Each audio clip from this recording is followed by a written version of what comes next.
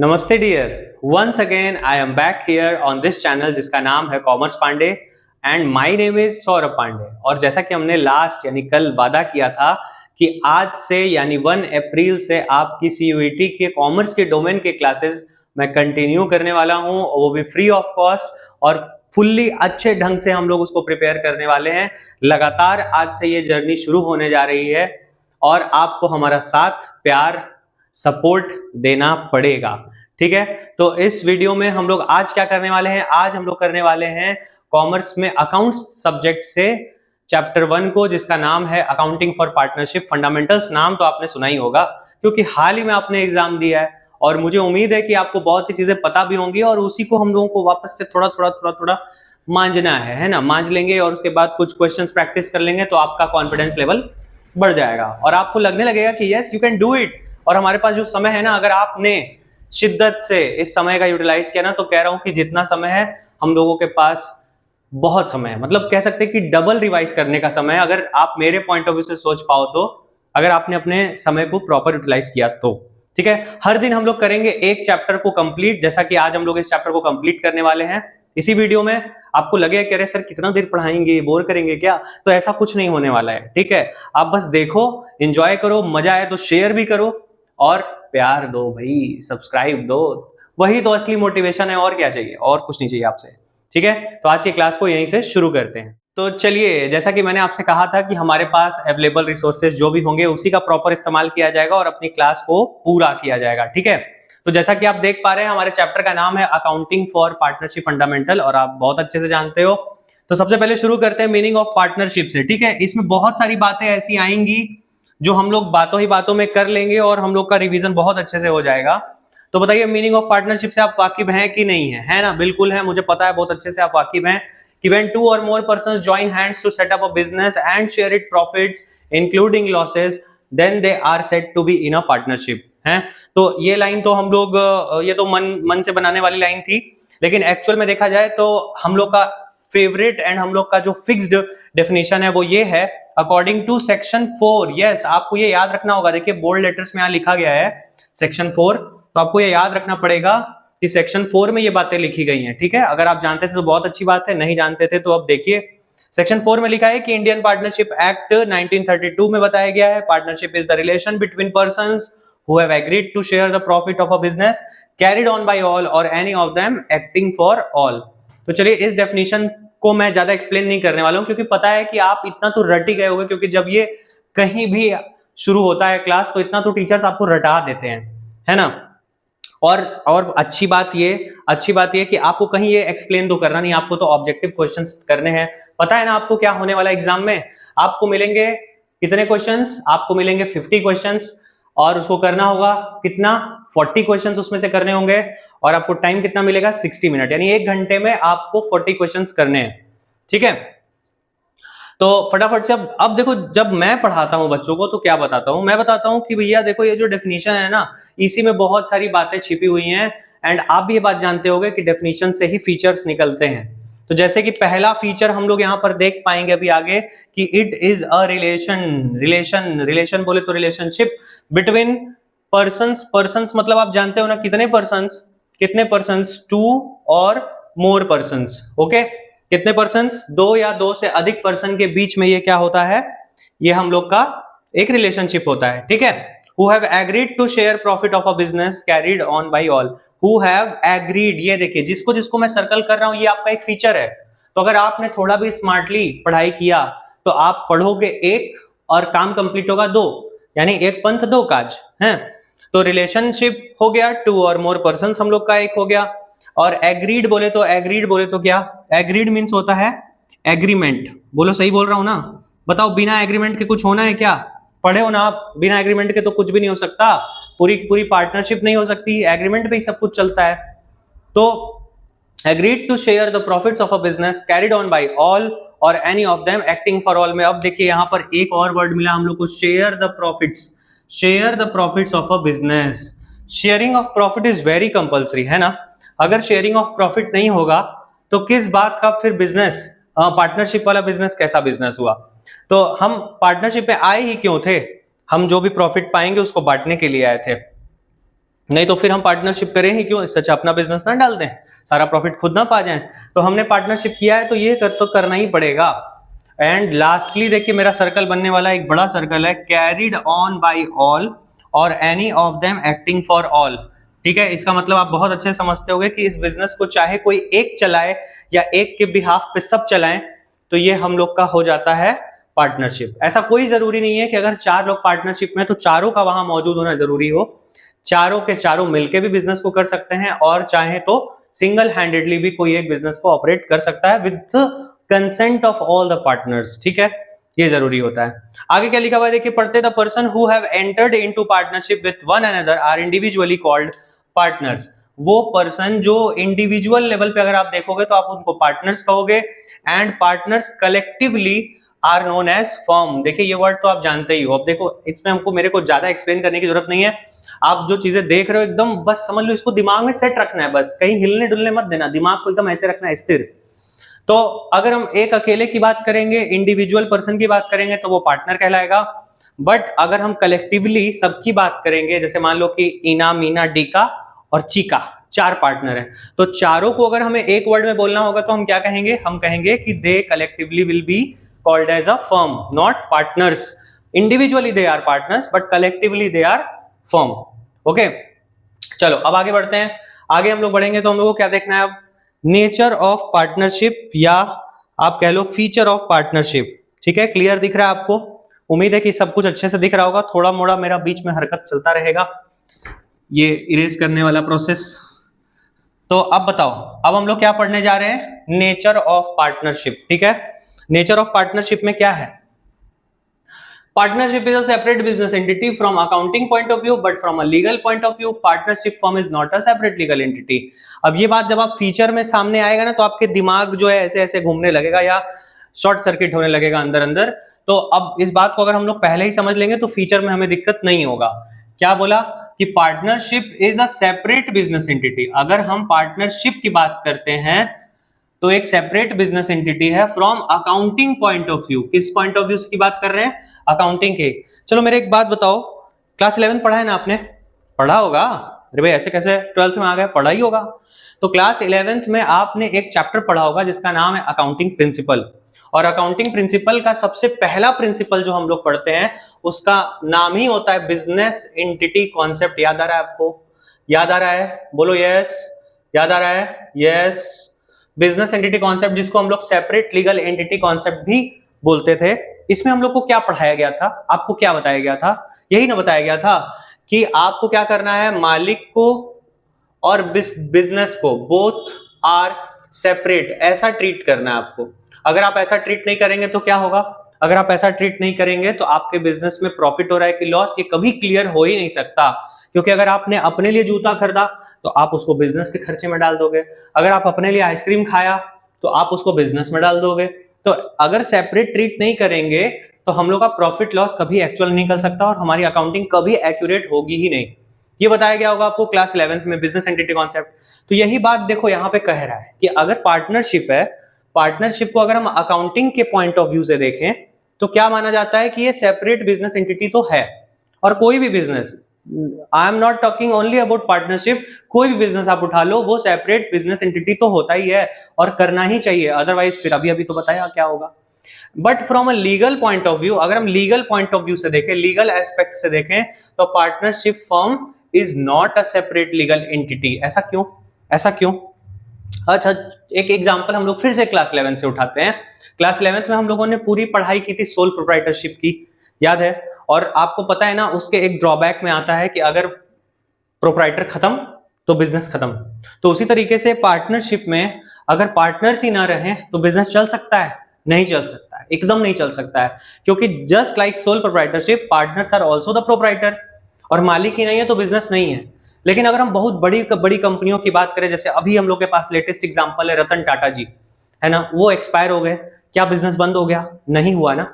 तो in the same वे अगर हम लीगल पॉइंट ऑफ व्यू से बात करते हैं, लीगल एस्पेक्ट से बात करते हैं, कानूनी तौर पे बात करते हैं, तो business and partnership both are separate entity. But अगर हम अकाउंटिंग पॉइंट ऑफ व्यू से बात करेंगे तो हम ये बात नहीं कह सकते कि बोथ आर सेपरेट। देखिए ये सब समझना क्यों जरूरी है, क्योंकि अब आपको करने हैं ऑब्जेक्टिव क्वेश्चंस, और ऑब्जेक्टिव क्वेश्चंस कहां से आएगा ये तो ब्रह्मा जी को भी शायद ना पता हो कि कहां से आएगा।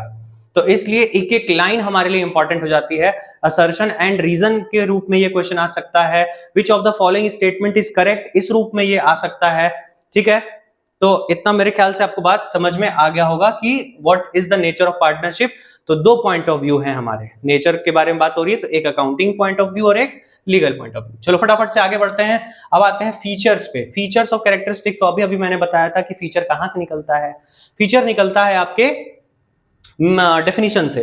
तो डेफिनेशन में हम लोगों ने क्या देखा था, 2 और मोर पर्संस की हमने बात करी थी, बिल्कुल सही बात करी थी, लेकिन देखिए इसमें बात के अंदर बात है, बात ही बात है, इतना बात है। आइए देखते हैं। Partnership is an association of 2 or more persons and all such persons must be competent to contract. ठीक है, कह रहा है कि सभी पर्सन जो होने चाहिए वो कॉन्ट्रैक्ट में होने चाहिए, तभी वो पार्टनर्स भी कहे जाएंगे। अगर वो कॉन्ट्रैक्ट के अंदर उनका नेम नहीं है, वो कॉन्ट्रैक्ट के हिस्से नहीं है, तो फिर उनका पार्टनर होना नामुमकिन है।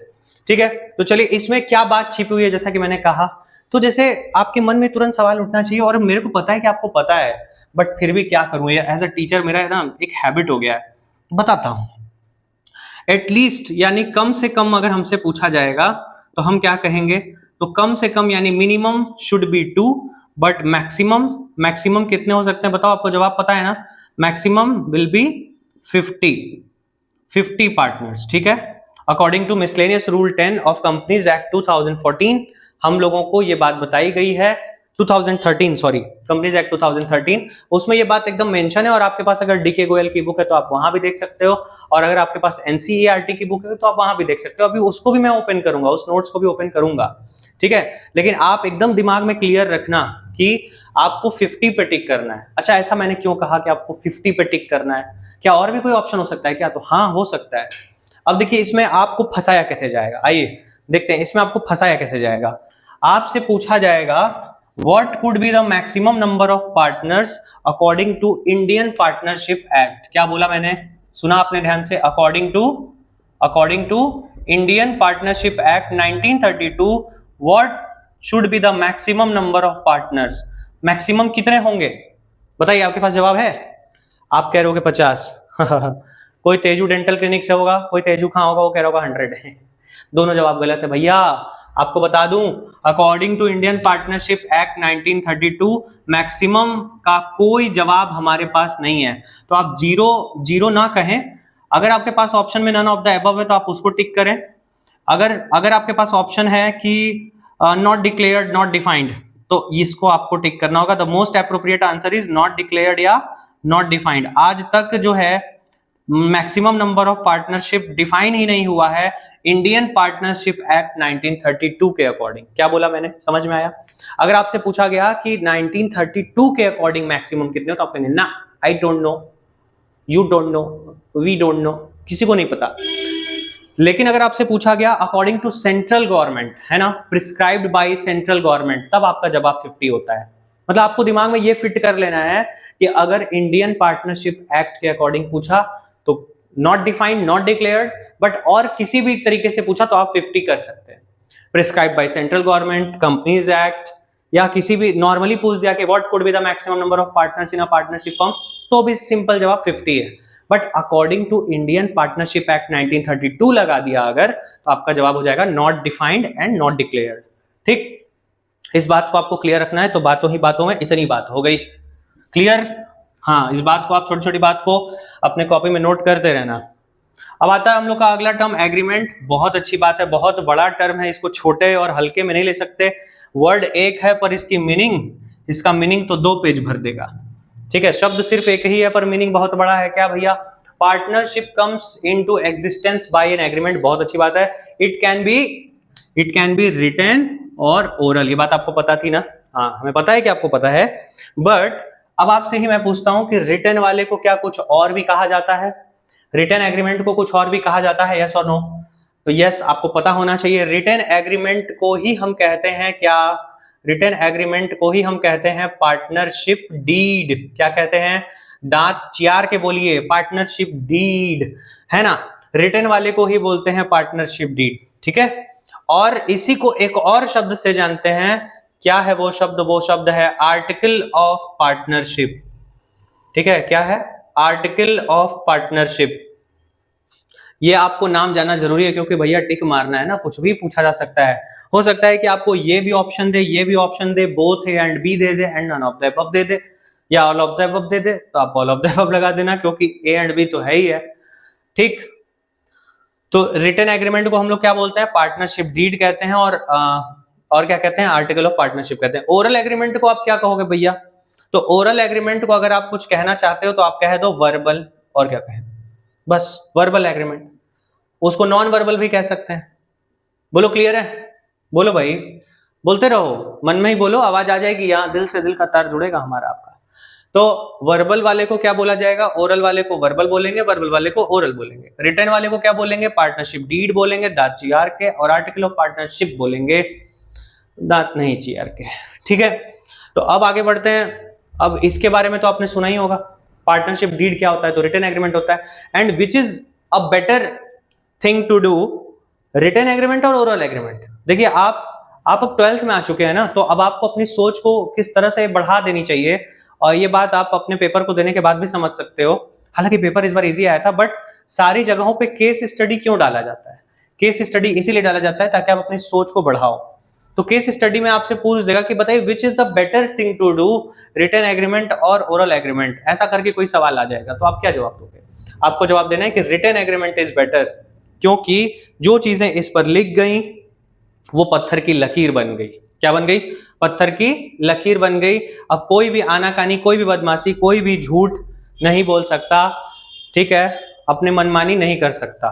तो इसलिए it is always a good decision to have written agreement, ठीक है, यानी कि पार्टनरशिप डीड बनाना अच्छा बात है। अच्छा, पार्टनरशिप डीड में क्या क्या होता है, क्या क्या कंटेंट्स होते हैं? देख लो, बात के अंदर बात है।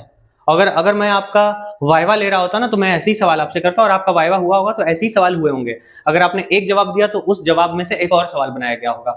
तो पार्टनरशिप डीड हो गया, उसके अंदर क्या कंटेंट्स होते हैं? तो भैया, पार्टनर्स का नाम होता है, उनका पता होता है, बिजनेस का नाम और पता होता है, ठीक है, गुडविल को किस मेथड से वैल्यूएशन करना है ये सब उसमें लिखा रहता है, इंटरेस्ट ऑन कैपिटल देना है कि कितने नहीं देना है, किस परसेंटेज से देना है वो लिखा होता है, सैलरी कितनी देनी है नहीं देनी है वो लिखा रहता है, कमीशन लिखा रहता है। मतलब जो चीजें आप न्यूमेरिकली कर रहे हो, आगे चैप्टर में सीखे हुए हो, वो सारा कुछ एग्रीमेंट में पहले से लिखा रहता है, तभी वो चीजें होती हैं, अदरवाइज नहीं होती हैं, ठीक है। क्या मैंने बोला? अदरवाइज नहीं होती है। अदरवाइज अदरवाइज का मतलब होता है कि अगर डीड नहीं रहा तो, in the absence of partnership deed, याद आ रहा है, ये भी एक टॉपिक है, in the absence of partnership deed. तो उसके भी बात करते हैं, अभी इस फीचर को पहले कंप्लीट करते हैं। तो आप पार्टनरशिप डीड के कंटेंट से वाकिफ हो, नहीं हो तो एक बार पढ़ लेना, आपको तुरंत समझ में आएगा। नहीं आएगा तो मुझे कमेंट कर देना कि सर प्लीज एक बार पार्टनरशिप डीड बता दीजिए, मैं आपको उसका भी वीडियो प्रोवाइड कर दूंगा पूरे मन से और लगन से, ठीक है। आप भी लगिए मन और लगन से। आगे बढ़ते हैं तन से। आइए, अब अगला हम लोग का पॉइंट होता है लॉफुल बिजनेस। अब भैया, तो इसमें कौन सा बहुत बड़ा बात है? अब आप बताइए कि किस बिजनेस को आप लॉ के नजर से देख पाओगे, वो बिजनेस आपका पार्टनरशिप बिजनेस कहलाएगा, अदरवाइज वो बिजनेस आपका पार्टनरशिप नहीं कहला सकता। For example, if you want to sell drugs, क्या वो लीगल है? नो, नेवर, ठीक है। हालांकि हम लोग ये बात कह सकते हैं कि जब लीगल है तो बिकता कैसा, तो फिर आप अंदर की बात है, ज्यादा मुंह नहीं खुले तो बेहतर है। तो हाँ, क्या करेंगे हम लोग? लॉफुल बिजनेस का मतलब समझते हैं कि पार्टनरशिप वाला बिजनेस तभी पार्टनरशिप वाला बिजनेस कहलाएगा जब वो एक लॉफुल बिजनेस होगा। लॉफुल यानी इन द आइज ऑफ लॉ वो एक वैलिड बिजनेस होगा, यानी कि जिसका रजिस्ट्रेशन पॉसिबल होगा, ठीक है। अगर आप मान लीजिए किसी का करने का सुपारी लेते हो और हम और आप मिलकर ये चीज कर रहे हैं, तो क्या ये पार्टनरशिप है? No, in the eyes of law it is not a partnership. ये बस हम लोगों का आपसी कह सकते हैं कि सहमति हो सकता है, but it can not be a partnership in the eyes of law. तो किसी का मर्डर करवा दे रहे हैं अगर 2-3 लोग मिल करके, तो वो भी लॉफुल नहीं है। नशीली पदार्थ बेच रहे हैं बिना परमिशन के, तो वो भी लॉफुल नहीं है। तो agreement should be for the purpose of carrying on a business, and the business for which partnership is formed must be legal, simple. आगे बढ़ते हैं mutual agency. What is mutual agency? देखो भैया, म्यूचुअल फंड नहीं बोल रहा हूं, हमें पता है कि म्यूचुअल का नाम सुनते हैं आपके दिमाग में फंड आता है और उसके बाद जुबान से सही है निकलता है ना, म्यूचुअल फंड सही है। अरे नहीं भैया, पहले म्यूचुअल एजेंसी पे बात करते हैं। तो म्यूचुअल एजेंसी क्या है? तो लिखा the business of the partnership can be carried on by all or by any one of them acting for all partners are agents as well as the principal of the firm. कह रहे हैं कि देखिए जैसे आपने एक कहावत सुनी होगी कि ताली एक हाथ से नहीं बजती, ताली दोनों हाथ से बजती है। तो यहाँ पर म्यूचुअल कंसेंट होना बहुत जरूरी है, म्यूचुअल एक्टिविटीज होनी बहुत जरूरी है, आपसी तालमेल होना बहुत जरूरी है। कैसा तालमेल का बात हो रहा है कि एक पार्टनरशिप तभी चल सकता है जब आपसी तालमेल हो, ठीक है, सब के सब एक ही बात को करने के लिए राजी हों।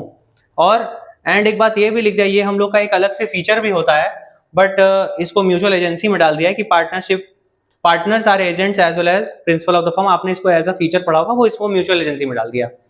क्या कि partners at the same time agent का भी रोल परफॉर्म कर रहे होते हैं और पार्टनर्स ही अपने बिजनेस के मालिक भी हैं, तो they are agent as well as principal of the firm. ये बात आप बहुत अच्छे से जानते होंगे। And one of the important feature है, इसको हल्के में मत लीजिएगा, it is one of the feature of the partnership, ठीक है। एंड अगली बात, जो बात हम लोगों ने उसमें डेफिनेशन में भी करी थी कि शेयरिंग ऑफ प्रॉफिट होना बहुत जरूरी है भैया। शेयर ऑफ प्रॉफिट के लिए तो सारा ये खेल चालू होता है। अगर हम कहें कि तुम मेरे साथ पार्टनर बन जाओ, प्रॉफिट नहीं देंगे, सैलरी देंगे, तो मानोगे? नहीं नहीं नहीं मानोगे, कोई मानोगे? ये सब गलत बात है। प्रॉफिट के लिए ये सब हो रहा है, तो शेयरिंग ऑफ प्रॉफिट इसमें होता ही होता है। लाइबिलिटी ऑफ पार्टनरशिप की बात करते हैं, क्या लिखा है ये पढ़ते हैं अच्छे से।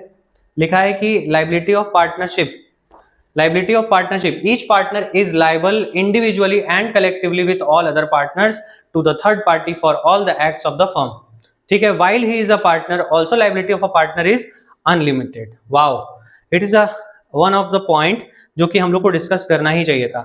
अगर हम लाइबिलिटी की बात करते हैं तो पहला बात तो आप ये जान लो कि जो हम लोग पार्टनरशिप पढ़ रहे हैं, there are two types of partnership on the basis of liability. ये आपने क्लास 11th के बिजनेस स्टडी में पढ़ा होगा, ठीक है। नहीं पढ़ा है तो मैं आपको याद दिला दे रहा हूं कि on the basis of liability there are two types of partnership. First one is limited liability partnership, याद आ रहा है? Limited liability partnership. And second one is unlimited partnership, ठीक है। अनलिमिटेड लाइबिलिटी भी बोलते हैं, अनलिमिटेड पार्टनरशिप भी बोलते हैं। And this is also known as general partnership. याद रखिएगा, सारे नाम आपको मालूम होने चाहिए। अब आप बड़े हो रहे हो तो आप जितना डीप जाओगे उतना बेहतर है, ठीक है। लिमिटेड लाइबिलिटी हो गई और अनलिमिटेड पार्टनरशिप और जनरल पार्टनरशिप हो गया, ठीक है। हाँ, अब लिमिटेड लाइबिलिटी पार्टनरशिप के बारे में कुछ याद है, कुछ पढ़े थे? हाँ बचवा बोलो, लिमिटेड लाइबिलिटी पार्टनरशिप कब आई थी? लिमिटेड लाइबिलिटी पार्टनरशिप बाद में आई थी, ये 2008 में आया था। और अनलिमिटेड वाली जो हम लोग पढ़ रहे हैं ये कब आया था? याद है ना, ये 1932 में आया था। तो देयर इज अ डिफरेंस कि ये पहले आया था अनलिमिटेड वाला। इसमें सभी पार्टनर्स की लाइबिलिटी क्या होगी? अनलिमिटेड होगी, है ना। क्यों? क्योंकि पहले ऐसे ही शुरू हुआ। जब बाद में देखा गया कि इससे भी बिजनेस में बहुत लोग इंटरेस्ट नहीं ले रहे हैं, तो सरकार ने सोचा कि एक और पार्टनरशिप शुरू करते हैं जिसमें पार्टनर्स की लायबिलिटी क्या होगी? लिमिटेड होगी। तो LLP is also a type of partnership, जिसका फुल फॉर्म हो गया लिमिटेड लायबिलिटी पार्टनरशिप एक्ट 2008 में बना था, ठीक है। तो हम लोग जो पढ़ रहे हैं वो कौन सा है? वो ये वाला है, जनरल या अनलिमिटेड पार्टनरशिप। तो ये बात इसमें बताई गई है। एंड एक और बात ये बताई गई है कि अगर आप पार्टनरशिप में आ गए भैया, तो समझ लीजिए कि आप हमारे हो गए बेस्ट फ्रेंड। क्या हो गए? Best friend. क्यों हो गए बेस्ट फ्रेंड? भैया देखिए, जब आपकी दोस्ती किसी से होती है बहुत तगड़ी वाली, तो आप उसके साथ सुख में भी होते हो, आप उसके साथ दुख में भी होते हो। और अगर उसको मार पड़ती है तो आपको भी वहां पहुंचना पड़ता है मार खाने के लिए या मारने के लिए। तो it is the same situation in the partnership also. लिखा है कि each partner is liable individually, अकेले भी वो जिम्मेदार माना जाएगा, and collectively with all other partners to the third party. किसके लिए? थर्ड पार्टी के लिए, किसी बाहरी के लिए। अगर मान लीजिए मेरा डील XYZ कंपनी से हो रहा है, मान लो मैंने जाके डील कर लिया, ठीक है। तो अब अगर डील डन हो चुका है तो all other partners are also assume to be liable in this decision, ठीक है। बाकी पार्टनर्स भी बाध्य हो जाएंगे, बाउंडेड हो जाएंगे कि भैया ये सौरभ तो डील करके चला आया है, अब हम लोग मजबूरी में उसको हाँ में हाँ मिलाना पड़ेगा। ठीक है, हालांकि होता सब कुछ कंसेंट से है, लेकिन वही बात कह रहा हूँ ना, बेस्ट फ्रेंड वाला मामला है कि अगर ये भैया डील कर लिए तो सबको मानना पड़ेगा, सब फंस गए उसमें। अगर हमने डील किया तो हमने अपने लिए नहीं किया है, पूरी पार्टनरशिप फर्म को मैंने जाकर रिप्रेजेंट किया है, तो वो डील डन हुआ है। ठीक है, तो ये हो गया आपका लायबिलिटी ऑफ पार्टनरशिप वाला फीचर, बहुत इंपॉर्टेंट ये सब है। शुरू में बच्चे इसको नहीं पढ़ते हैं, शुरू में टीचर्स भी इसको ज्यादा इंपॉर्टेंस नहीं देते हैं, लेकिन at the time of CUET examination यही चीजें हम लोग के लिए मायने करने लगती हैं। ठीक है, अब अगला क्या लिखा था कि इसी में आगे कंटिन्यू था, it implies that his private assets can also be used for the paying of the firm debts. कह रहा है कि अनलिमिटेड लायबिलिटी हो जाती है, तो आपको पता है ना क्या हो जाता है, अनलिमिटेड लायबिलिटी का मतलब ही हो जाता है कि अगर मुसीबत आन पड़ी तो जरूरत पड़ी तो आपके घर के लोटा बर्तन थरिया सब बिक सकता है ना। Your private assets can also be use to pay off the firm debts, private assets, okay, private assets means आपके घर पे भी बात बन जाएगी। तो इसलिए थोड़ा खतरनाक भी है ये पार्टनरशिप, और पहले के लोग अनलिमिटेड पार्टनरशिप करने से बहुत डरते थे, बहुत ज्यादा, इसी वजह से, अनलिमिटेड लायबिलिटी की वजह से। ठीक है, तो अब आगे बढ़ते हैं, मैनेजमेंट एंड कंट्रोल की बात करते हैं। तो every partner has a right to take an active part in the management of the firm, एकदम सही बात है, सभी पार्टनर को बराबर का अधिकार होता है मैनेजमेंट में पार्ट करने का। एंड रजिस्ट्रेशन, तो रजिस्ट्रेशन के लिए क्या लिखा है जरा देखिएगा, आपको कंपलसरी दिखाई दे रहा होगा, पर मुझे दिखाई दे रहा है नॉट कंपलसरी, है ना। आपको पता होगा कि रजिस्ट्रेशन कराना कंपलसरी नहीं होता है, कंपलसरी नहीं होने का मतलब ये नहीं कि कराएंगे ही नहीं, करा सकते हैं, इट इज एन ऑप्शन। ठीक है, ऑप्शनल होता है रजिस्ट्रेशन। एंड वही जैसे अभी हमने LLP की बात करी थी, लिमिटेड लायबिलिटी पार्टनरशिप की बात करी थी, तो LLP में रजिस्ट्रेशन एकदम कंपलसरी होता है। अगर LLP आपको स्टार्ट करना है तो रजिस्ट्रेशन तो कराना ही पड़ेगा under the LLP act 2008, but इसमें यानी अनलिमिटेड वाले में आपको रजिस्ट्रेशन कंपलसरी नहीं होता है। ठीक है, अब आ गया वही मीनिंग ऑफ पार्टनरशिप डीड, तो इस पर हम लोग क्या ही चर्चा करें, इसको आगे बढ़ाते हैं। डीड में हम लोग जान चुके हैं कि द एग्रीमेंट में भी either oral or written, the document containing the terms and conditions of the agreement in writing or among what is called the partnership deed, मतलब जिसमें वो डॉक्यूमेंट जिसमें सारी चीजें क्या है, लिखी गई है, राइटिंग में है। ठीक है, राइटिंग में है तो उसको हम लोग डीड कहेंगे। It generally contains a detail about the aspects of affecting the relationship between the partners. क्या क्या कंटेंट्स होते हैं, तो देखो मैं ज्यादा देर नहीं लगाने वाला हूं इस पर, आप जानते हो बहुत अच्छे से क्या क्या कंटेंट्स होते हैं। देखो एक बार, a partnership deed generally contains the following details, क्या क्या, name and address of the firm, और क्या लिखा है, principal place of business, nature of business. Nature of business से आप समझते हो ना, एक बिजनेस का कितना नेचर हो सकता है, तो एक बिजनेस का जो है 3 नेचर हो सकता है। क्या क्या, एक बिजनेस का 3 नेचर हो सकता है। एक हो सकता है जो मैन्युफैक्चरिंग करते हैं, तो आपको ये मेंशन करना पड़ेगा कि जो पार्टनरशिप आप शुरू कर रहे हो वो मैन्युफैक्चरिंग नेचर का है, कि ट्रेडिंग नेचर का है, या सर्विस नेचर का है। ठीक है, अब आप ओला जैसा सर्विस ओपन कर रहे हो पार्टनरशिप में, तो आपका नेचर हो गया सर्विस। अगर आप सामान उठाकर और स्टॉक करके फिर बेच रहे हो तो आपका नेचर हो गया ट्रेडिंग। और अगर आपने खुद ही प्रोड्यूस करा है मशीन फैक्ट्री बैठा के, तो हो गया आपका मैन्युफैक्चरिंग। ठीक है, किस डेट पे बिजनेस शुरू हुआ, rules regarding operation of the bank, capital to be contributed by each partner, सब कैपिटल कितना लगाएंगे, इंटरेस्ट ऑन कैपिटल कितना होगा, ड्राइंग कितना होगा, सैलरी कमीशन कितना होगा, प्रॉफिट एंड लॉस का क्या शेयरिंग रेशियो होगा, बंटवारा किस रेशियो में होगा, ये इंपॉर्टेंट हो जाता है। ठीक है, आगे बढ़ते हैं, इंपॉर्टेंस ऑफ पार्टनरशिप डीड। तो पार्टनरशिप डीड क्यों जरूरी है, तो आप अच्छे से समझ रहे हो कि भैया झगड़ा झंझट से बचा देता है पार्टनरशिप डीड। क्यों भैया, क्योंकि कल को अगर किसी का दिमाग फिरा, उसका दिमाग में शॉर्ट सर्किट हो गया और वो कहने लगा कि नहीं नहीं ये बात नहीं हुआ था, ये बात हुआ था, मुझे प्रॉफिट डबल चाहिए, तो भैया तुरंत डीड निकालेंगे और दांत चियार के उसको दिखाएंगे कि देखो तुमने ये क्या क्या ये सब हुआ था, हम लोगों का कंसेंट, तुमने साइन किया था ना इस पे, देखो मानो इसको।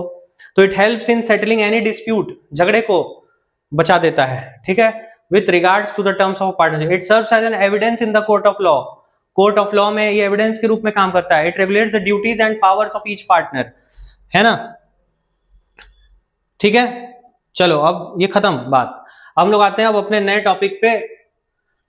क्या है वो, देखो भैया, जिसका अभी हम लोग थोड़ी देर पहले हल्का सा जिक्र किए थे, अब वो टॉपिक बन के सामने आ गया है और वो आपको बहुत अच्छे से पता होगा इसके बारे में, बहुत अच्छे से, लेकिन फिर भी सुनना बहुत जरूरी है, क्योंकि बच्चे यहीं पे गलत करते हैं। जहां पे उनको पता है कि ये टॉपिक इंपॉर्टेंट है, उनको पता भी होता है क्या चीज है, उसके बावजूद भी यहीं पे गलत होता है। मैं बता रहा हूं आपसे, यही गलत होता है। In the absence of partnership deed, absence मतलब कि डीड नहीं है। भैया डीड नहीं है, बहुत से बच्चे क्या सोच लेते हैं, डीड नहीं है मतलब एग्रीमेंट नहीं है। अरे बिना एग्रीमेंट के तो पार्टनरशिप चालू ही नहीं हो सकता ना। तो डीड नहीं है का मतलब रिटर्न में नहीं है, बस मुंह से बोलकर है। एब्सेंस ऑफ पार्टनरशिप डीड का मतलब कि रिटर्न में नहीं है हमारे पास, ठीक है, बात समझ में आई? रिटर्न में नहीं है हमारे पास, तो कैसे ओरल होगा। अच्छा, अगर रिटर्न में डीड में हम मतलब रिटर्न में नहीं है हमारे पास, तो हम क्या करेंगे, तो आप जानते हो sharing of profit and losses क्या हो जाएगा, इक्वली, है ना। पीएसआर चाहे जो भी आप तय किए रहो मन में या फिर बोलकर, वो मान्य नहीं होता है।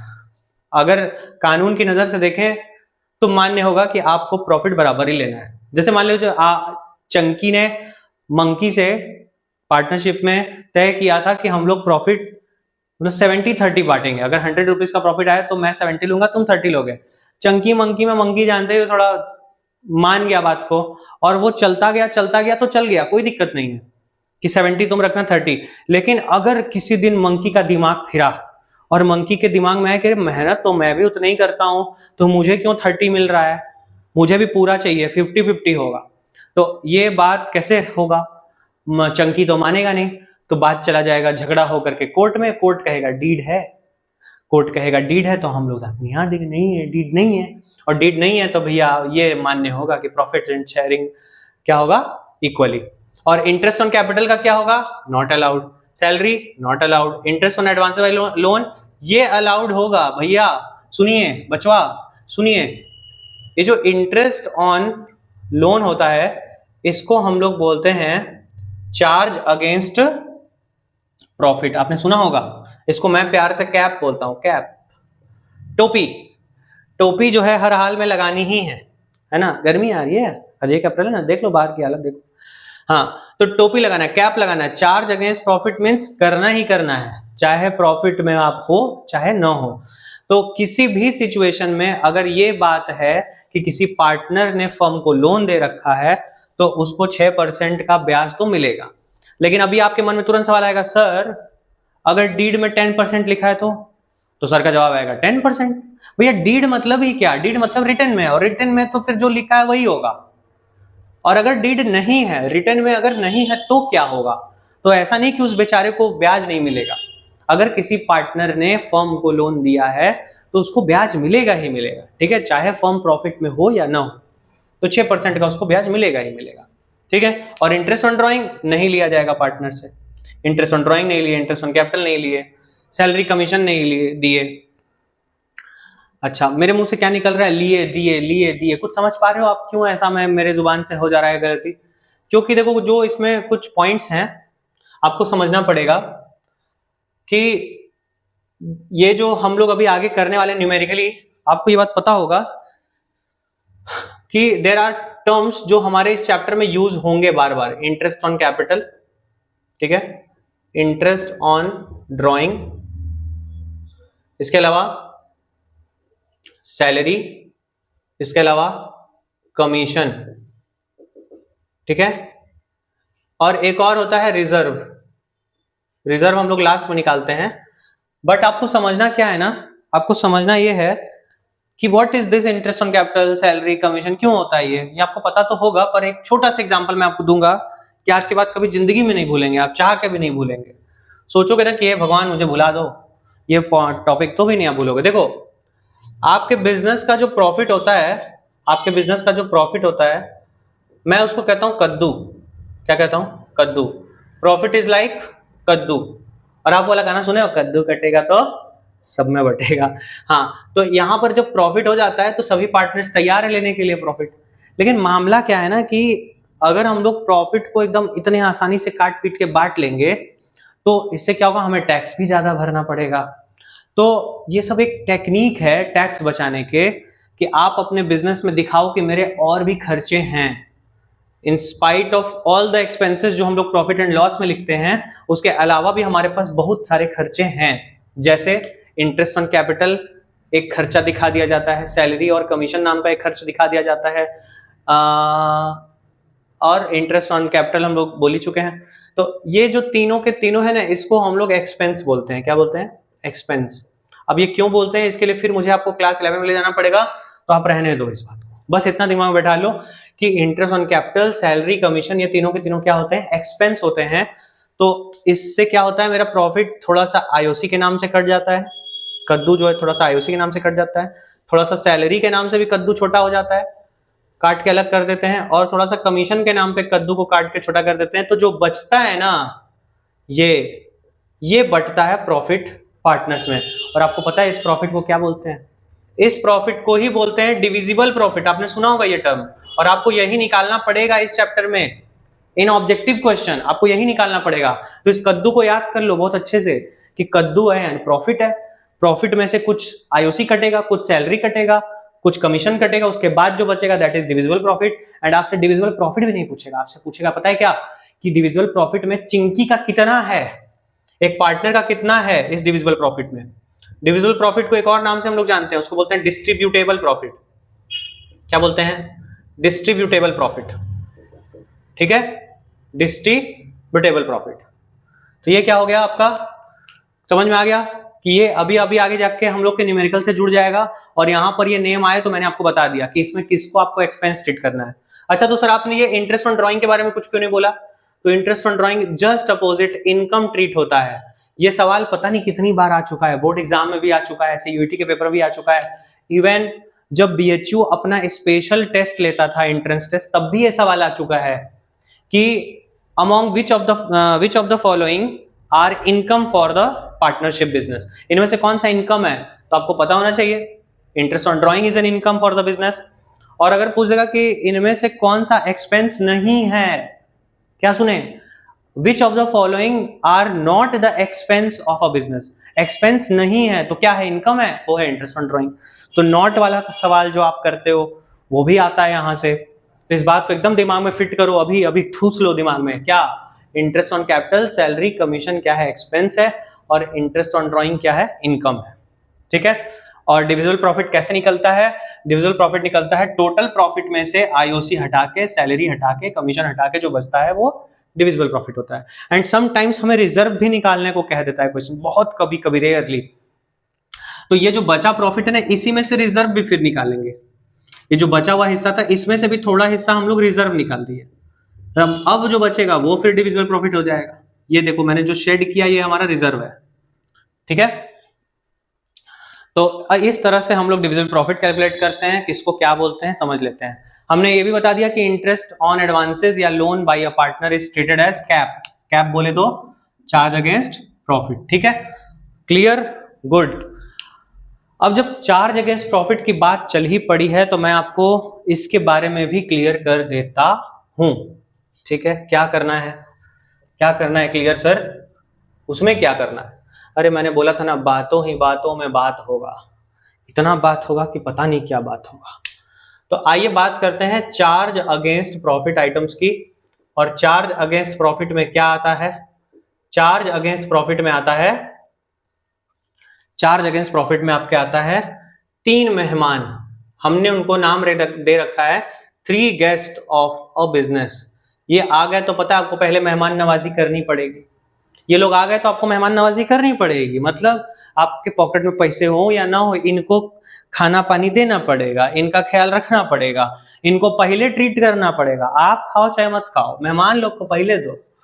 तो क्या कहना है, कौन कौन आता है इसमें? तो एक नाम हमने जो सुना वो है इंटरेस्ट ऑन पार्टनर्स लोन। देखो बच्चे कई बार क्या गलत बोलते हैं पता है, वो सीधे पार्टनर्स वर्ड उड़ाकर बोलते हैं इंटरेस्ट ऑन लोन। तो इंटरेस्ट ऑन लोन ऐसे मत बोलना, गलत हो जाएगा, क्योंकि इंटरेस्ट ऑन लोन तो ये भी हो सकता है कि हमने बैंक से लोन लिया हो, मतलब बिजनेस ने बैंक से लोन लिया हो, तो उस पर ये रूल नहीं लागू होता है जो हम लोग अभी पढ़ रहे हैं। ठीक है, वो तो पीएल का आइटम है, हम लोग पीएल के बाद का पढ़ रहे हैं, पीएल बनने के बाद क्या होता है वो हम लोग को इसमें करना है। ठीक है, तो कभी भी बोलना जुबान से भी तो सही बोलना है, इंटरेस्ट ऑन पार्टनर्स लोन बोलना। इसके अलावा एक मेहमान और है हमारे, जिनको हम लोग कहते हैं रेंट टू पार्टनर। अगर किसी पार्टनर ने अपना पर्सनल स्पेस दिया है कि लो भैया बिजनेस चलो यहीं पे कर लो, तो ऐसा नहीं है कि फ्री ऑफ कॉस्ट उसका लेके हम लोग उसी पे चढ़ के एकदम से बिजनेस करेंगे, उस बंदे को भी हमको रेंट देना पड़ता है, अगर ये तय हुआ है तो। नहीं तय हुआ तो कोई बात ही नहीं है, लेकिन अगर तय हुआ है कि रेंट तो चाहिए मुझे, मैं किसी और को देता तो मुझे 20,000 रुपए रेंट मिलता है इस जगह का, तो लो भाई तुम 15,000 लो, पर रेंट तो मिलेगा उसको, ठीक है, उसको रेंट चाहिए तो रेंट तो उसको देना ही पड़ेगा। किसको देना पड़ेगा? पार्टनर को, अपने ही पार्टनर को देना पड़ेगा, अगर उसका स्पेस यूज कर रहे हैं तो। एक और लास्ट कि managers commission. Sir managers commission, अब मैनेजर कौन होता है? Manager is generally an outsider, ठीक है, मैनेजर जो होता है वो कोई आउटसाइडर होता है, एंड सम टाइम्स, बहुत रेयरली एक चीज और होती है कि पार्टनर खुद ही मैनेजर होता है, ठीक है। तो जब पार्टनर खुद ही मैनेजर होता है तो फिर ये उस चार्ज अगेंस्ट प्रॉफिट में नहीं आएगा। लेकिन अभी मैनेजर जो है, मैनेजर का कमीशन जो है वो हमारे लिए इंपॉर्टेंट हो गया, वो हमारे लिए मेहमान हो गया, क्योंकि उस बंदे ने काम किया है, उसका कमीशन बना है, तो हमको देना तो पड़ेगा। अब चाहे हमारे प्रॉफिट आए या ना आए, जिसने काम किया उसको पैसे देने पड़ेंगे, ठीक है। तो there are 3 guest in our partnership business, जिसमें इंटरेस्ट ऑन पार्टनर्स लोन हो गया, रेंट टू पार्टनर हो गया, मैनेजर कमीशन हो गया। आपको ये बात याद रखनी है, these are charge against profit. अच्छा ये देखते हैं ये क्या लिखा हुआ है, loan by a relative is not a loan from partner. बात समझ में आ रही है? Hence on such loan this provision will not apply. कहने का मतलब इंटरेस्ट ऑन लोन का जो रूल हमने यहाँ पे पढ़ा है 6% पर एनम, ये तभी मान्य होगा जब किसी पार्टनर ने पर्सनल अपना पैसा दिया होगा बिजनेस को, ठीक है। अगर वो कहता है कि नहीं मैं रिलेटिव से लेके दे रहा हूं, तो relative will be an outsider for us, and हम लोग उसको पार्टनर नहीं कह सकते, उसको पार्टनर का लोन नहीं कह सकते, तो हम उस पर 6% का ब्याज भी नहीं देंगे। उस पर फिर जो नियम, मतलब जो तय होगा, जो बातचीत से तय होगा वही दिया जाएगा, अगर ऐसे लोन लिए तो, ठीक है। एंड आगे क्या लिखा है देखा जाए, next point, in the absence of partnership deed profits are to be shared equally, ठीक है, irrespective of the type of partner, partner चाहे जैसा भी हो। अब देखो ये बात कहां जा रही है, ये बात भी जा रही है क्लास 11th में। कहां जा रही है? क्लास 11th में। आपने पढ़ा होगा there are number of partners, there are types of partners, different types. जैसे एक नाम हमने सुन लिया एक्टिव पार्टनर, स्लीपिंग पार्टनर, याद करो और भी था, active partner, sleeping partner, dormant partner, है ना, याद आ रहा है कुछ? तो ठीक है, ज्यादा दूर नहीं जाते हैं क्लास 11th में, क्योंकि हम लोगों को क्लास 12th का पढ़ना है, लेकिन कुछ चीजें आपको दिमाग में रहनी चाहिए। कह रहा है कि पार्टनर चाहे जैसा भी हो, अगर डीड नहीं है तो पैसा तो बराबर ही बटेगा। ओके, बात खत्म। हाँ, अब आते हैं अगले नेक्स्ट इंपॉर्टेंट टॉपिक की ओर।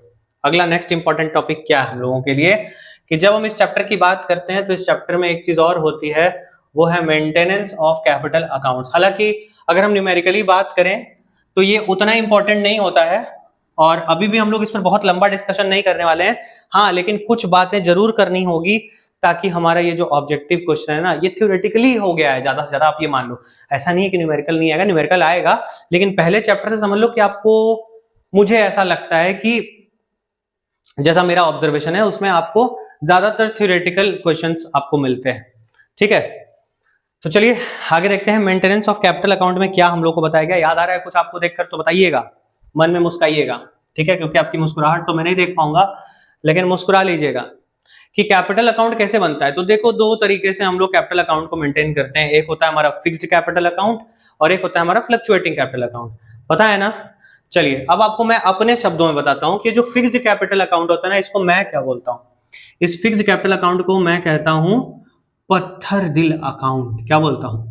पत्थर दिल अकाउंट। क्यों ऐसा बोलता हूं पत्थर दिल? क्योंकि देखो ना, इसका नाम देखो ना, फिक्स्ड, पत्थर ही तो फिक्स हो सकता है ना, मोम फिक्स नहीं हो सकता है, मोम तो पिघल जाता है, ठीक है। तो फिक्स्ड अकाउंट है, यानी कि ये पत्थर दिल है, ये चेंज नहीं होगा। और हम लोग एक ये मेथड भी अप्लाई करते हैं, और एक और मोम दिल अकाउंट भी अप्लाई करते हैं, जिसको हम लोग बोलते हैं फ्लक्चुएटिंग कैपिटल मेथड, है ना। तो आपको याद है कि फिक्स्ड कैपिटल मेथड में क्या होता था, होना चाहिए यार। फिक्स कैपिटल में हम लोगों को 2 कैपिटल अकाउंट्स बनाने पड़ते थे। एक को हम लोग पार्टनर्स कैपिटल कहते थे, याद करिएगा, एक को पार्टनर्स कैपिटल अकाउंट, जिसको आप पूरा पूरा पार्टनर्स फिक्स्ड कैपिटल अकाउंट भी बोल सकते हो, और दूसरा आपको बोलना पड़ता था पार्टनर्स करंट अकाउंट, ठीक है। 2 अकाउंट बनाने पड़ते थे। मतलब पत्थर, अगर पत्थर दिल अकाउंट आ गया तो काम बढ़ जाता था, है ना। पत्थर दिल इंसान को मनाना कितना मुश्किल होता है, तो उससे काम लेना भी बड़ा मुश्किल होता है। तो 2 अकाउंट हमको मेंटेन करने पड़ते थे। और इसमें क्या सवाल क्या बन सकता है, ये उस पर बात करते हैं। इसमें सवाल ये बन सकता है कि भैया ये बताओ कि अगर कोई बिजनेस पार्टनर वाला फिक्स्ड कैपिटल अकाउंट मेंटेन कर रहा है तो क्या उसमें कभी चेंजेस नहीं आ सकते? क्या वो पत्थर कभी नहीं पिघल सकता? क्या वो पत्थर कभी नहीं बदल सकता? तो हम कहेंगे देखो भैया, आज तक धरती पे कोई ऐसा चीज नहीं है जो बदलता नहीं है ना। Change is the nature of law. उल्टा बोल दिया, change is the law of nature. ठीक है, तो पत्थर दिल पिघलता है, पर ओनली इन टू सिचुएशंस आप देख सकते हो। अगर किसी पार्टनर ने एडिशनल कैपिटल इंट्रोड्यूस किया तब, और अगर किसी पार्टनर ने कैपिटल का ड्रॉइंग कर लिया तब। ओनली इन टू केसेस इसमें चेंज आता है, अदरवाइज कोई चेंज नहीं आता है। बोलो, बात समझ में आ गया? आपको ये बात याद रखना है कि फिक्स कैपिटल अकाउंट कब बदल सकता है, पत्थर दिल कब पिघल सकता है? जब कोई पार्टनर एडिशनल कैपिटल लगाएगा तब, और जब कोई पार्टनर कैपिटल ड्राइंग करेगा तब। अब देखिए, फिर वही बात कहूंगा कि बातों में ही बात छिपा है। सर ये बताइए, कैपिटल ड्राइंग क्या अलग होता है जो हम लोग ड्राइंग जानते हैं उससे? तो हम कहेंगे जी हाँ, बिल्कुल सही आप सोच रहे हैं। Capital drawing is the drawing जिसको हम लोग कहते हैं परमानेंट ड्राइंग भी। क्या कहते हैं? Permanent drawing. परमानेंट ड्राइंग मतलब ये पैसा बिजनेस से चला गया तो चला गया, ये कैपिटल को मेंटेन करने के लिए किया जाता है। ठीक है, कैपिटल को एडजस्ट करने के लिए किया जाता है। और आपको बता दूं, आपके पैर से जमीन नहीं खिसकना चाहिए कि इस ड्राइंग पे आईओडी चार्ज नहीं होता है। No IOD is charged on this drawing. इस ड्राइंग पे आपको आईओडी चार्ज नहीं करना होता है। ठीक है, क्योंकि वो पैसा नहीं है जो हम अपने पर्सनल खर्च के लिए निकाल रहे हैं। अब आप समझ पा रहे होंगे कि जो ड्राइंग हम लोग जानते हैं that is the amount withdrawn from the business for personal use. और ये वाला capital drawing it is not for personal use. ये बिजनेस में कैपिटल को मेंटेन या एडजस्ट करने के लिए किया जाता है, तो इस पर आईओडी चार्ज नहीं होता। ये बात आपको याद रखनी पड़ेगी, ये अंदर की बात है ना। एंड इसके अलावा एक और ड्राइंग कौन सा होता है जो आप जानते हो, वो जानते हो, उसको बोलते हैं जनरल ड्राइंग। क्या बोलते हैं? जनरल ड्राइंग, सामान्य ड्राइंग। या फिर क्या बोलते हैं? उसको बोलते हैं ड्राइंग आउट ऑफ प्रॉफिट। क्या बोलते हैं? Drawing out of profit. वो प्रॉफिट खा रहे होते हैं हम लोग। जब हम लोग अपने ही दुकान से निकाल के चिप्स का पैकेट खा जाते हैं तो वो हम अपना प्रॉफिट खा जाते हैं, और जब हम अपना प्रॉफिट खाते हैं तो नियम है कि आपको ब्याज भरना पड़ेगा। तो interest on drawing is charge on this drawing. इस पे आईओडी चार्ज होता है। IOD is charged on this drawing. इस ड्राइंग पे आईओडी चार्ज होता है। बोलो, क्लियर हुआ? एकदम क्लियर होना चाहिए, क्रिस्टल क्लियर होना चाहिए कि drawing are of two types. First one is capital drawing, second one is general drawing. Capital drawing को हम लोग परमानेंट ड्राइंग भी कह सकते हैं, ड्राइंग आउट ऑफ कैपिटल भी कह सकते हैं। और second one is general drawing, जिसको हम लोग ड्राइंग आउट ऑफ प्रॉफिट कहते हैं। ये प्रॉफिट जब हम लोग खा जाते हैं तो वो हमारा जनरल ड्राइंग होता है। And IOD is charge on this drawing. Okay, तो किस पर आईओडी चार्ज होता है, किस पर नहीं चार्ज होता है, ये आपको क्लियर हो गया। और पत्थर दिल कब पिघलता है, ये आपको क्लियर हो गया। एंड जब पत्थर दिल वाला अकाउंट बनता है तो आप देख पा रहे होंगे कि फिर कौन सा अकाउंट बनता है, साथ में बनता है पार्टनर्स करेंट अकाउंट। तो पार्टनर्स को जितना भी कुछ हमें देना होता है, जैसा कि अभी हम लोग बात कर रहे थे कद्दू कटेगा प्रॉफिट में से, जो भी हमें उसको देना रहता है वो सब हम लोग शो करते हैं करंट अकाउंट में। कहां शो करते हैं? करंट अकाउंट में। बोलो, बात क्लियर है? करंट अकाउंट में क्या शो करते हैं? करंट अकाउंट में क्या शो करते हैं? हेलो, करंट अकाउंट में जो कुछ पार्टनर्स को देना होता है, like interest on capital, salary, commission, वो सब काम हम पार्टनर्स करंट अकाउंट में करते हैं। अगर हमको उससे ड्राइंग पे इंटरेस्ट चार्ज करना है तो वो भी हम यहीं पर करेंगे। और अगर उसकी कोई जनरल ड्राइंग हुई है बिजनेस में, वो भी यहीं पर होगा। ठीक है, वो सब यहां पर होगा। देख सकते हैं आप कि डेबिट हुआ पार्टनर का करंट अकाउंट कब कब डेबिट हुआ? जब उसने ड्राइंग किया, आईओडी हमने चार्ज किया, उसके बाद प्रॉफिट एंड लॉस एप्रोप्रिएशन से अगर लॉस आया तो, और उसको क्या क्या देते हैं हम लोग? इंटरेस्ट ऑन कैपिटल देते हैं, कमीशन देते हैं, सैलरी देते हैं और प्रॉफिट देते हैं, और ये चीजें ले लेते हैं उसके कैपिटल से। अब एक बहुत बड़ा सवाल मैं करने जा रहा हूं। अगर आपका दिमाग ओपन है, फट से जवाब कमेंट कर देना। जैसे ही ये सवाल सुनना, जब भी देख रहे हो तुरंत कमेंट कर देना, अच्छा इसका जवाब ये है सर। क्या कि पार्टनर्स कैपिटल अकाउंट का जो बैलेंस होता है, what do you mean by this balance BD? मुझे पता है कि आप जान रहे हो कि BD means brought down and this is पुराना बैलेंस जो बिजनेस में चलता चला आ रहा है, लास्ट ईयर जो बैलेंस था वो।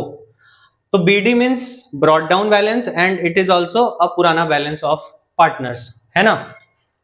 लेकिन एक बात देखो कि इसमें बीडी सिर्फ वन साइड लिखा हुआ है और पार्टनर्स करंट अकाउंट में बीडी इधर भी लिखा हुआ है इधर भी लिखा हुआ है। तो आप समझ पा रहे हो कि capital account can never be negative, capital account can never start with negative balance if we are following fixed capital account.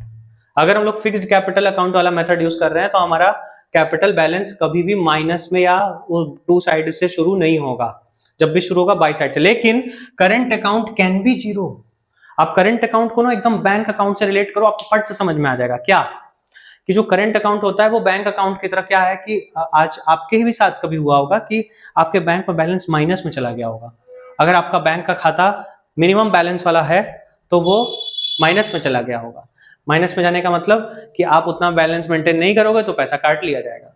तो in the same way current account भी है। करंट अकाउंट में आपका फिगर पॉजिटिव भी आ सकता है पुराना balance और नेगेटिव भी हो सकता है। अगर आपने बहुत ज्यादा पैसा निकाल लिया होगा, प्रॉफिट खा गए होगे, उड़ा दिए होगे पैसा निकाल के अपना, तो ये भी हो सकता है कि आपका पॉजिटिव बैलेंस हो और ये भी हो सकता है कि आपका नेगेटिव में बैलेंस हो जाए and it will be shown only in partners current account if we are following fixed capital method. हम लोग फिक्स्ड कैपिटल मेथड की बात कर रहे हैं, ठीक है। क्या लेते हैं तो जैसे बैंक अकाउंट में पैसे आते हैं तो आपको मैसेज क्या आता है, your bank account has been credited. In the same way जब आप पैसे पार्टनर्स को दोगे तो उनको क्या मैसेज आएगा, उनको मैसेज आएगा कि your bank account has been credited. और अगर उनका कटेगा तो your bank account has been debited, ये मैसेज आता है। तो कैपिटल अकाउंट या करंट अकाउंट को आपको बैंक अकाउंट की तरह ट्रीट करना है। आपसे कभी गलती नहीं होगी कि क्रेडिट होता है कि डेबिट होता है। इतने बड़े हो गए, इतने दिन में एक मैसेज या दो मैसेज या 5 मैसेज तो जरूर देखे होंगे। जब बैंक में पैसा आता है तो डेबिट एंड जब बैंक में पैसा आता है तो क्रेडिट एंड जब कटता है तो डेबिट होता है, ठीक है। पार्टनर्स करंट अकाउंट हो गया। और क्यों हो गया, क्योंकि हम लोग पढ़ रहे थे फिक्स्ड कैपिटल मेथड, ठीक। अब आते हैं कि क्या होगा जब फ्लक्चुएटिंग कैपिटल मेथड होगा। फ्लक्चुएटिंग कैपिटल मेथड होगा तो क्या होगा। तो भैया देखो, हमको अब कुछ नहीं बोलना है, आप सब जानते हो। फ्लक्चुएटिंग का मतलब ही होता है कि कैपिटल आपका अप एंड डाउन दोनों हो सकता है। तो यहां पर देख सकते हो आप, क्या देख सकते हो कि आपका पॉजिटिव भी शुरुआत हो सकता है, नेगेटिव भी हो सकता है। जो बात हमने करंट अकाउंट में करी थी वो बात अब हम लोग सामने सामने एकदम सरेआम पार्टनर्स कैपिटल में वो बातें कर रहे हैं। क्यों कर रहे हैं, क्योंकि वो फिक्स कैपिटल था और ये फ्लक्चुएटिंग कैपिटल है। फ्लक्चुएटिंग का मतलब ही हो गया कि प्लस भी हो सकता है माइनस भी हो सकता है। तो balance can start with positive balance and it can start with negative balance also and बाकी चीजें सेम है। ड्रॉइंग करेगा तो debit, interest on drawing debit, additional capital आया credit, interest on capital credit, commission credit, salary आई तो credit, सब इसमें क्रेडिट हो जाएगा। प्रॉफिट आया तो क्रेडिट, लॉस आया तो डेबिट, ठीक है। इन द सेम, ये सब कुछ सेम है।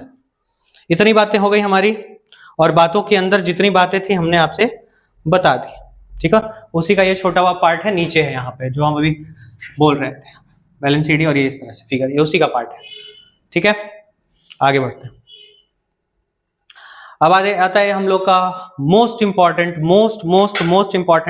जब आपका न्यूमेरिकल स्टार्ट होता है तो आपको ये बात बिल्कुल पता होनी ही चाहिए। क्या पता होना चाहिए कि क्या रूल्स हैं रिगार्डिंग इंटरेस्ट ऑन कैपिटल, क्या रूल्स हैं रिगार्डिंग इंटरेस्ट ऑन ड्राइंग, क्या रूल्स हैं रिगार्डिंग सैलरी एंड कमीशन। तो इंटरेस्ट ऑन कैपिटल की शुरुआत करते हैं सबसे पहले, ठीक है। ये तो डायरेक्ट केस से शुरू किया, लेकिन कुछ बातें मैं और ऐड करना चाहता हूं। नहीं, यहां पर नोट में लिखा हुआ है, ध्यान से देखो, ये देखो क्या लिखा हुआ है। पहला पॉइंट आप अपने दिमाग में रख लो कि interest on capital is always calculated on opening capital. The first rule for interest on capital is कि it is always calculated on opening balance. तो कैसे पता चलेगा सर ओपनिंग दिया है कि क्लोजिंग दिया है? तो डेट देखो ना, डेट देखो, शब्द देखो। कभी कभी लिखा रहता है कि this balances has been recorded at the end of the year, तो एंड लिखा है तो क्लोजिंग है, और beginning of the year opening है, ठीक है। तो ओपनिंग बैलेंस हमको चाहिए होता है। अगर क्लोजिंग दिया है तो क्या होगा?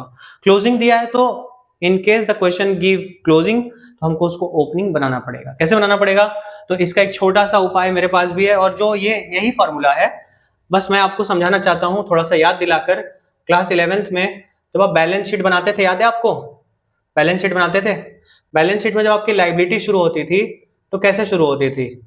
आई होप आप लोग को याद होगा। आप सबसे पहले वो कैपिटल लिखते थे जो बिजनेस में लगा हुआ था पहले से, और इसमें दो चीजें ऐड होती थी जो मेरे कैपिटल को बढ़ा सकती हैं।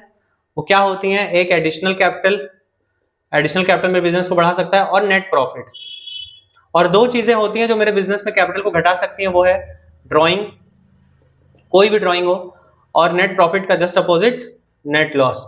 और जब हम लोग ये सब कर लेते थे तो हम लोग को फाइनली एक कैपिटल मिल जाता था, यहां हम लोग उसको नोट डाउन करते थे। याद आ रहा है? इसको हम लोग बोलते थे क्लोजिंग कैपिटल। बोलो, बोलते थे या नहीं? बोलो, इसी को ना बोलेंगे। जो हमारे शुरुआत में लगा था वो ओपनिंग, और जो हमारे एंड में लगा था क्लोजिंग। तो अगर हम लोग क्लोजिंग कैपिटल पर पहले से हैं, तो बताओ ओपनिंग जाने के लिए क्या करना पड़ेगा? ठीक उल्टा कर दो, सब उल्टा कर दो। पैसा आने वाला पैसे को माइनस करेंगे, एडिशनल कैपिटल को लेस कर दो। प्रॉफिट बढ़ाता है मेरे कैपिटल को, लेस कर दो। ड्राइंग घटाता है मेरे कैपिटल को, ऐड कर दो। नेट लॉस घटाता है मेरे कैपिटल को, ऐड कर दो। उल्टा कर दो, एकदम उल्टी सीढ़ी चढ़ो। उल्टी सीढ़ी चढ़ोगे तो ओपनिंग कैपिटल तक पहुंच जाओगे। तो नेट लॉस को प्लस कर देंगे, ड्राइंग को प्लस कर देंगे, नेट प्रॉफिट को माइनस कर देंगे, एडिशनल कैपिटल को माइनस कर देंगे। बोलो, समझ में आ रहा है ना? सही। तो ऐसे ही देखो फॉर्मूला बन गया। ओपनिंग कैपिटल कैसे निकलता है भैया? तो क्लोजिंग कैपिटल को पकड़ते हैं, ड्राइंग को ऐड करते हैं, प्रॉफिट को लेस करते हैं, एडिशनल कैपिटल को लेस करते हैं, और अगर प्रॉफिट की जगह लॉस हुआ तो प्लस कर लेंगे, उल्टा कर देंगे, तो हमारा ओपनिंग कैपिटल मिल जाएगा। बोलो, इतना क्लियर होना चाहिए? क्लियर। आपको हमेशा याद रखना है कि interest on capital is always calculated on opening capital, and if opening capital is not given then you have to find out opening capital with the help of this formula या फिर आपका ये कॉन्सेप्ट। ठीक है? अब सब एक बात और, कि अगर मान लो बिजनेस तो 1 अप्रैल से शुरू हुआ, लेकिन कोई पार्टनर है जिसका कैपिटल 1 जून को आया, तो इसको भी क्या पूरे साल का इंटरेस्ट हम लोग देंगे? नो। जहां से इसने बिजनेस शुरू किया होगा वहां से देंगे आईओसी। जानते हो नहीं बात भैया? जहां से तुमने पैसा लगाया वहां से ना ब्याज पाओगे, उससे आगे का कैसे पालोगे, या उससे ज्यादा कैसे पालोगे? 9 महीने के लिए तुमने बिजनेस में पूंजी लगाया तो तुम 12 महीने का कैसे पालोगे? तो अप्रैल में, इसका तो 10 महीने माना जाएगा ना, जून 1 है। ठीक है? तो इसको आईओसी दी जाएगी फॉर 10 मंथ्स। इस बात को क्लियर रखना।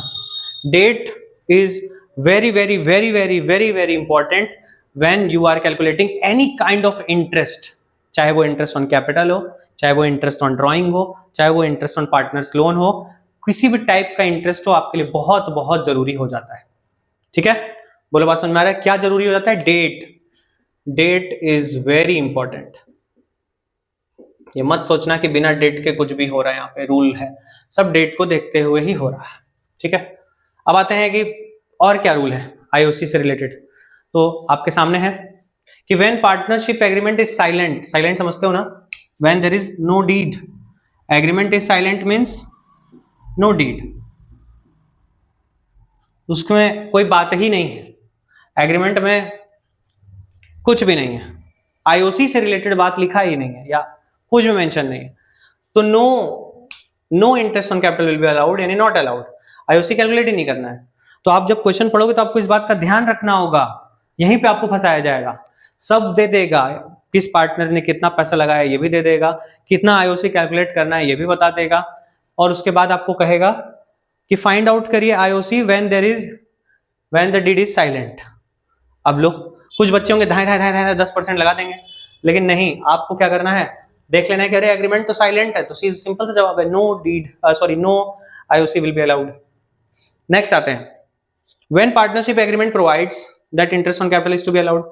अब आगे की एग्रीमेंट में है, प्रोवाइड्स मतलब है, साइलेंट नहीं है।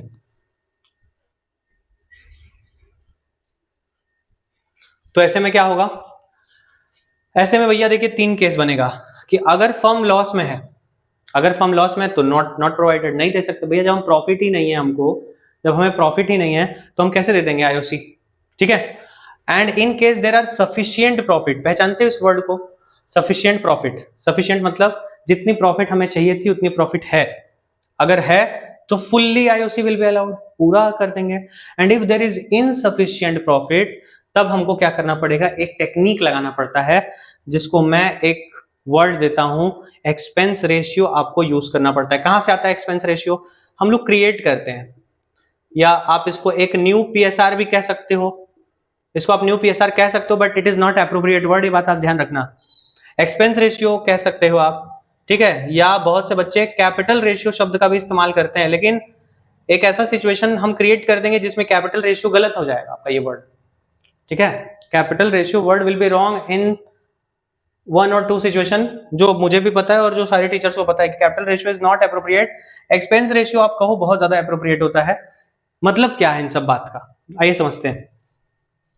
जैसे मान लीजिए कि ए और बी पार्टनर्स हैं और इनका कैपिटल लगा है बिजनेस में 1 लाख रुपए और 2 लाख रुपए, और इनको हमें आईओसी देना है @ 10%।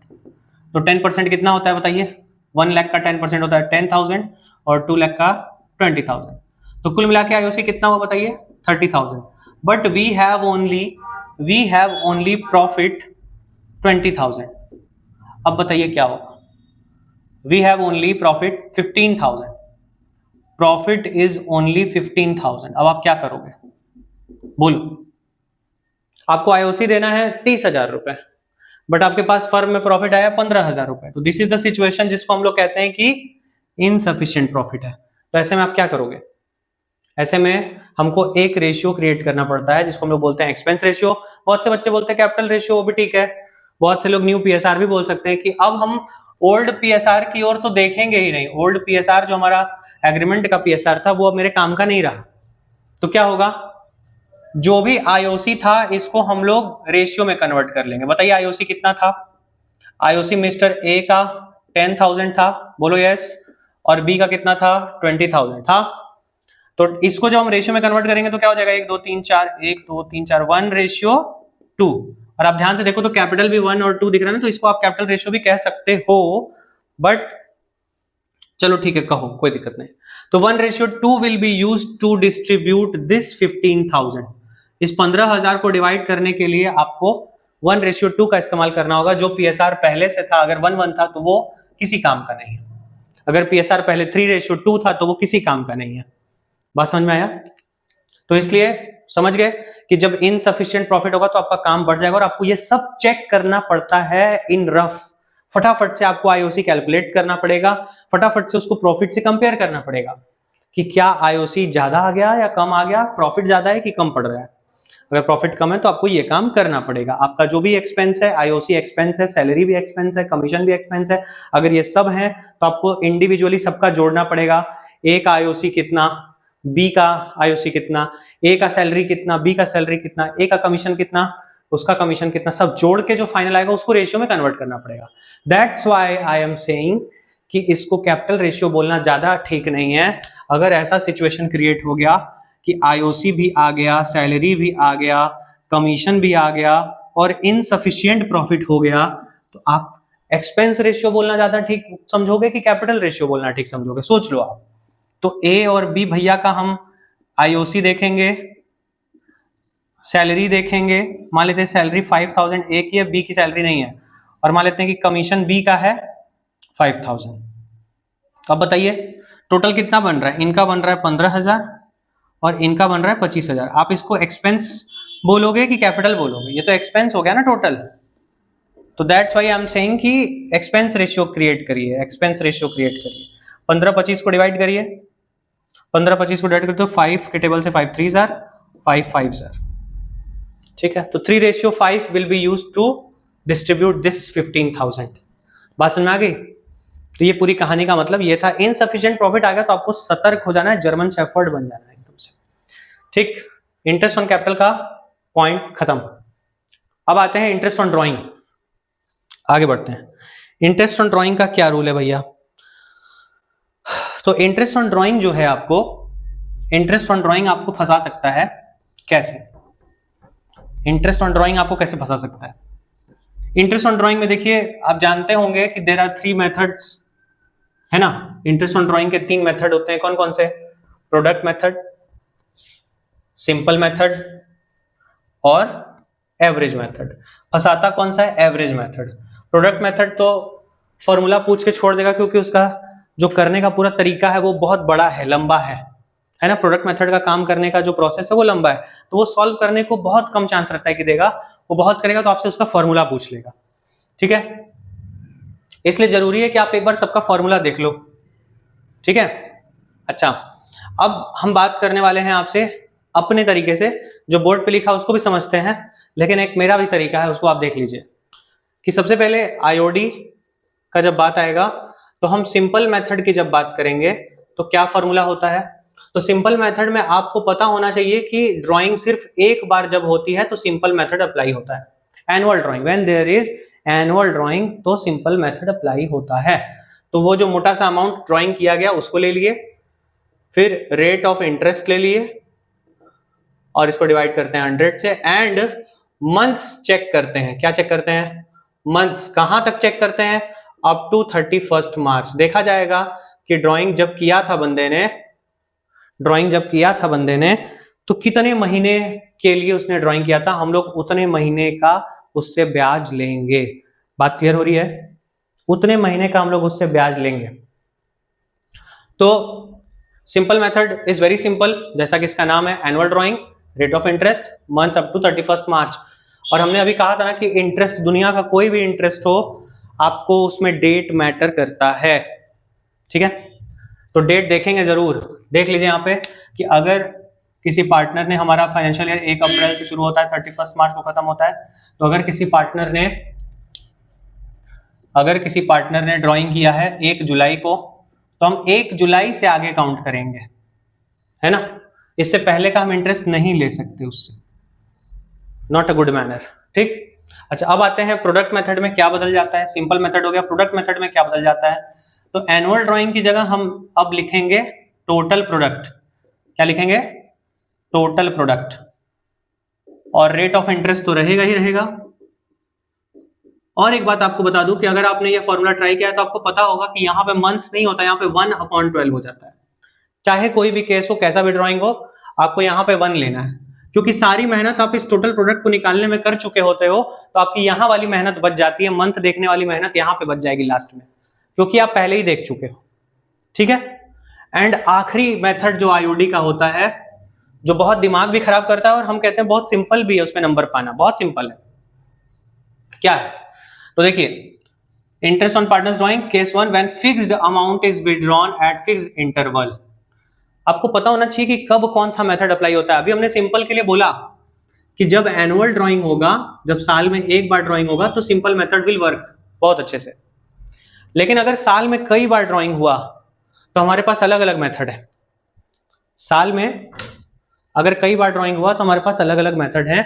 साल में अगर कई बार ड्राइंग हुआ तो हमारे पास 2 मेथड है, प्रोडक्ट मेथड भी है और एक एवरेज मेथड भी है, जिसका अभी हम लोग बात करने वाले हैं, ठीक है। प्रोडक्ट मेथड हर सिचुएशन में बहुत बढ़िया माना जाता है, सबसे बढ़िया मेथड माना जाता है, लेकिन थोड़ा लेंदी पड़ता है। और एवरेज मेथड समय बचाने के लिए बनाया गया, इसी की हम बात कर रहे हैं, इसका नाम ही है एवरेज मेथड। क्यों बोलते हैं एवरेज मेथड? क्योंकि ये मेरे काम को आसान बनाएगा। हम लोग एवरेज के बेसिस पे अपने काम को डनाडन कर लेते हैं जल्दी से, ज्यादा महीने ना कैलकुलेट करने पड़े, इस वजह से पहली ड्राइंग का और आखिरी ड्राइंग का एवरेज ले लेते हैं। पहला मंथ में कब ड्राइंग हुआ था और आखिरी किस मंथ में ड्राइंग हुआ था, उसका एवरेज ले लेते हैं, तो हमारा काम हो जाता है फट से, ठीक है। अच्छा, जब एवरेज मेथड की बात आती है तो हम आपसे कहेंगे कि भैया देखो, बहुत नौटंकी वाला मेथड है ये, नौटंकी करने वाला मेथड। नौटंकी क्यों बोल रहे हैं? क्यों बोल रहे हैं नौटंकी? क्योंकि इसके 2 नखड़े हैं, इसके 2 नखड़े हैं जो हमको मानने पड़ते हैं। वो क्या है कि drawing must be fixed and at fixed interval, ठीक है। दोनों चीज फिक्स होना चाहिए। अगर एक बार 5000 निकला तो दोबारा भी 5 निकले, उसके बाद भी 5000 5000 5000 5000 ही निकले। और अगर 1 महीने के गैप पे निकला तो हर मंथ के ही गैप पे निकलना चाहिए। अगर 2 महीने के गैप पे निकला तो हर 2 महीने के गैप पे ही निकलना चाहिए। तो अगर क्वार्टरली निकला 3 महीने के गैप पे तो हर 3 महीने पे ही निकलना चाहिए, ठीक है। तो बात क्लियर है? हाँ, ये क्लियर हो गया कि ये नौटंकी वाला मेथड क्यों है। क्योंकि इसमें फिक्स अमाउंट होना चाहिए और फिक्स इंटरवल होना चाहिए, तब तो ये मेथड काम करता है। और इसका फॉर्मूला क्या है, देखिए आपके सामने लिखा हुआ है कि एनुअल ड्राइंग, जिसको हम लोग एक और वर्ड कहते हैं टोटल ड्राइंग। टोटल ड्राइंग का मतलब कि साल में जितना भी आपने ड्राइंग किया, अगर महीने महीने 2000 किया तो पूरे साल में कितना किया, 24,000, है ना। अगर महीने महीने 5000 किया तो पूरे साल में कितना किया, 60,000। अगर क्वार्टरली किया तो इंटू 4 कर देंगे, मंथली किया तो इंटू 12 कर देंगे, है ना। चलो ठीक है। अब देखो आता है गेम एवरेज का। एवरेज कैसे देखते हैं, तो देखो मैंने बच्चों को एक क्या दिया हुआ है, एक ट्रिक दिया हुआ है। आप भी वो ट्रिक ले लो, और आपको शायद ये ट्रिक पता हो तो बहुत अच्छा बात है, नहीं पता है तो बहुत सुन लो, बहुत मजेदार है। कि जब भी ड्राइंग अगर मिडिल पे किया गया, किसी भी मतलब चाहे वो मंथली ड्राइंग चल रही हो, चाहे वो क्वार्टरली ड्राइंग चल रही हो, अगर ड्राइंग मिडिल डेट पर हुआ है तो आप पहले ये देखो कि आपका जो ड्राइंग का पूरा साइकिल है वो पूरे 12 महीने का है या कितने महीने का है, या 6 महीने का है। ड्राइंग का साइकिल आपका 12 महीने का है कि 6 महीने का है कि 9 महीने का है। 3 साइकिल होते हैं, 6 मंथ, 9 मंथ्स और 12 मंथ्स। मैं 12 वाला बताऊंगा, 6 वाला बताऊंगा, 9 वाला आप तय कर लोगे। कैसे? तो बताइए 12 का मिडिल कहां जाएगा, हाफ कहां जाएगा, 6 पे, है ना। तो 12 का हाफ 6, देखिए 12 का हाफ 6, यानी मिडिल वाला कंफर्म हो गया कि 6 होगा। एवरेज की बात चल रही है यहाँ पे, एवरेज जो लेना है उसकी बात चल रही है। इस एवरेज में आपको ये सब रखना होता है, कब कैसे कितना, तो ये इस बात पे निर्भर होता है कि ड्राइंग मिडिल पे की गई है, कि ड्राइंग बिगिनिंग पे की गई है, कि ड्राइंग एंड पे की गई है, मंथली या क्वार्टरली। ठीक है, तो चलो पहले मंथली बात करते हैं। मिडिल पे 6 हो गया कंफर्म, पक्का।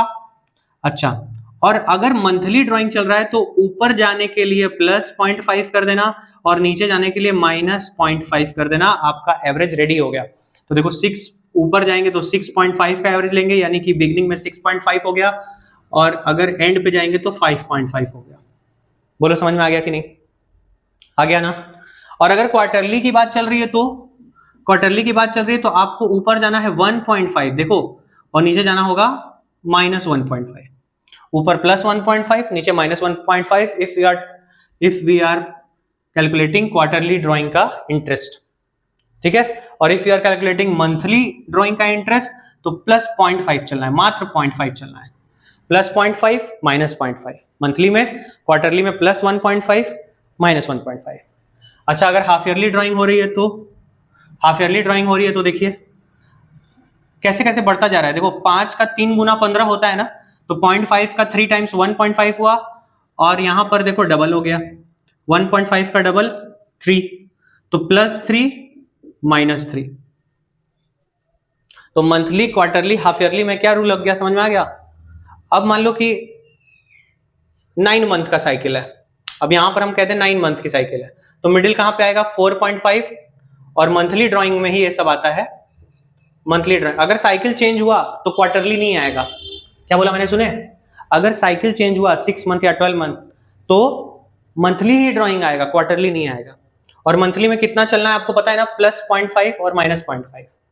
क्वार्टरली में कितना चलना है 1.5 1.5, और हाफ ईयरली में कितना चलना है 3 तो 9 मंथ्स का अगर साइकिल है मेरा और मंथली ड्राइंग चल रही है तो ऊपर कितना जाएंगे प्लस 0.5 और नीचे कितना जाएंगे माइनस 0.5।